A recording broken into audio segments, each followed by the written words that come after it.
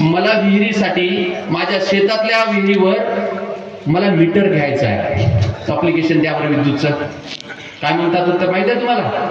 आता सोलर आले, हे विद्युतचे मीटर तुम्हाला देता येत नाही. मग आता सोलर आले, सोलर पासून तुम्ही विद्युत देणार. मग एवढी सुपीक जमीन, अहो पश्चिम महाराष्ट्राला मागे टाकते आपला भाग. एवढी सुपीक जमीन, कसदार जमीन तुमची, पिढ्याने पिढ्या तुम्ही या जमिनीवर बसलेले, आणि तुम्हाला त्या विद्युत प्रकल्पासाठी विस्थापित करायला निघाले. 2 गाव 4 गाव सगळी बकवास आहे तुम्हाला म्हणतो. कारण मी जेव्हाही आंदोलनात आलो तेव्हा माझं गाव नव्हतं, फक्त 18 गावं होते. तेव्हा माहितीचा अधिकार नव्हता. आम्ही अधिकाऱ्याला 2-4, आता विजय पाटील आहे, 550-100 रुपये द्यायचे, चोरून डॉक्युमेंट्स घ्यायचे, मोबाईल नव्हते फोटो घ्यायला, झेरॉक्स करण्याचं, फोटो घ्यायचं. त्या काळापासून विचार करा, आज अशी परिस्थिती असताना हे तुम्हाला जर म्हणत आहे आज 2 गावं 4 गावं, हे मला योग्य वाटत नाही. कारण 10 TMC पाणी कसं एवढ्याच्यात थांबणार आहे? त्यामुळे हे पाणी थांबवण्यासाठी तर खूप मोठी उंची केल्याशिवाय हे पाणी तिथपर्यंत जाणार नाही आहे, हे तुमच्या डोक्यात ठेवा. फक्त सरकारचं काय असते, आंदोलनाची धार तीव्र होऊ नये म्हणून आमची पहिले 18 गावं, नंतर 35 गावं, नंतर 45 गावं, नंतर 60 गावं. मग अण्णा हजारे साहेबांनी माहितीचा अधिकार आणला, माहितीच्या अधिकारात आम्हाला 95 गाव मिळाले. त्यामध्ये माझं गाव 3ऱ्या टप्प्यात निघालं. जेव्हा मी आंदोलनात आलो तेव्हा माझं गावही नव्हतं. म्हणजे समजून घ्या मला काय सांगायचं आहे. हे जेव्हा त्यांनी स्पॉट निवडलं, मला सांगा, कैलासवासी वसंतरावजी नाईक 11 वर्ष महाराष्ट्राचे मुख्यमंत्री होते. सुधाकरराव नाईक 2-2.5 वर्ष मुख्यमंत्री होते. दूरदृष्टीचे नेते, हरित क्रांतीचे प्रणेते ज्यांना आपण म्हणतोय, पाणी अडवा पाणी जिरवाचे त्यांनी आपण भाग्यविधाते म्हणतोय, त्यांना हे कळलं नाही का? त्यांच्याही डोक्यात आलं नाही का? पण त्यांच्याही लक्षात आलं की ही एवढी सुंदर सुपीक जमीन आपण बुडून आपल्या शेतकरी बांधवांना देशोधडीला लावण्यापेक्षा हा प्रकल्प न केलेला बरा. तो निम्न पैनगंगा प्रकल्प असो की तुमचा सहस्त्रकुंड जलविद्युत प्रकल्प, या नेत्यांनी तो नाकारला. त्यावेळी त्या पदावर असताना सुद्धा त्याने कोणी विरोध केला नसता, 12 वर्ष मुख्यमंत्री राहिलेल्या माणसाला. पण त्यांनी या प्रकल्पाकडे याच्यासाठी किती दूर होता आपल्यापासून, काल दुर्लक्ष केलं. कारण माझे शेतकरी इथून विस्थापित होणार आहे.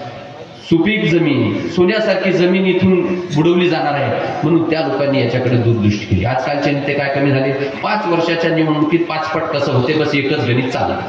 शेतकऱ्याचं सिंचन हो का नाही हो, नेत्याचं आर्थिक सिंचन इतकं होते का त्याला 5 पिढ्याला पाहायची गरजच नाही पडत. तुम्हाला कोणाला वाईट वाटो का चांगलं वाटो, मी स्पष्टवादी वक्ता हो.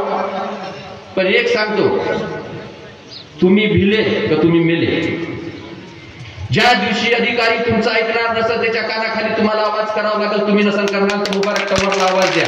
51 गुन्हे 1-2 वाढलं तर मला फरक पडत नाही, पण या एवढ्या आया बहिणीच्या कपाळावरचं उद्या ह्या प्रकल्पाच्या रूपानं कुंकू पुसायला निघालेल्या सततेच्या खाली, त्याच्या कानाखाली आवाज करायला मुबारक तर तुमच्या गावात येईल. तुम्हाला कोणत्याही ऑफिसला आम्ही 5 लोक फक्त जाणार समितीचं पत्र दिलं, 75-50 पोलीस आमच्यासाठी बंदोबस्तावर असतो. आम्ही काय नक्षलवादी, आम्ही आतंकवादी काय दिसतो तुम्हाला? कोणताही मोठा नेता यवतमाळला का आमचं पोलीस चौकीमध्ये ड्युटी लागते, जोपर्यंत तो जात नाही आम्ही त्या पोलीस चौकीच्या CCTV मध्ये बसून राहतो. आणि आता मुख्यमंत्र्यांसोबत आमची बैठक लागणार, ती आम्हाला तिथं बोलवणार. एक सांगतो, म्हणजे इकडं आम्हाला तुम्ही मुंबईला बोलवता आणि इकडे तुम्ही आले तर आम्हाला इथं कोंडून ठेवताय. पुढचा नियम आहे. कोणतेही सरकार असो, सगळ्या सरकारच्या वेळी वागणूक सारखीच असते, फरक काहीच नसतो. फक्त आपल्यातलं माणूस जे असते तो एखाद्या पक्षाचा राहिला तर तो एखाद्या पक्षाला घोटतो, एखाद्या पक्षाला गुळगुळीत करतो. आम्ही कोणाच पक्षाचे नाही, तुम्हाला खरं सांगतो. मी तर राजीनामा देऊन टाकला आणि घोषणा करून टाकल्यामध्ये कोणतीच निवडणूक लढवायची नाही. अहो, मुख्यमंत्र्यासारखा माणूस जेव्हा माईकवर सांगतोय हा प्रकल्प रद्द झाला, कॅन्सल झाला, याच्यानंतर होणार नाही, तरी आमचं टेंडर निघालं. आता त्या कॅनलचं टेंडर निघालं, कोणावर विश्वास ठेवायचा या दुनियेमध्ये? अजित दादा ज्या पक्षाचं मी काम करत होतो, मी उपाध्यक्ष जिल्हा परिषदचा, तो माणूस म्हणते पैनगंगा प्रकल्पाचा विषय असेल तर कॅबिनच्या बाहेर थांबा. आज कोणाचं नाव घ्या, मग कोणाचं नाव न घेतलेलं बरं. तुम्हाला म्हणतो तुम्ही फक्त आंदोलनात एकजूट राहा, बाकी पक्ष राहिले तुमचे मांडा. दादा मी एकमेकाच्या विरुद्ध लढतोय, विजू पाटील मी एकमेकाच्या विरुद्ध लढतोय, पंचायत समिती जिल्हा परिषद आम्ही लढतोय. आम्ही आंदोलनाचा विषय कधी भाषणात आणत नाही, एकमेकावर कधी आंदोलनाच्या निमित्ताने मी टीका करत नाही. हे गोष्ट तुम्ही लक्षात घ्या.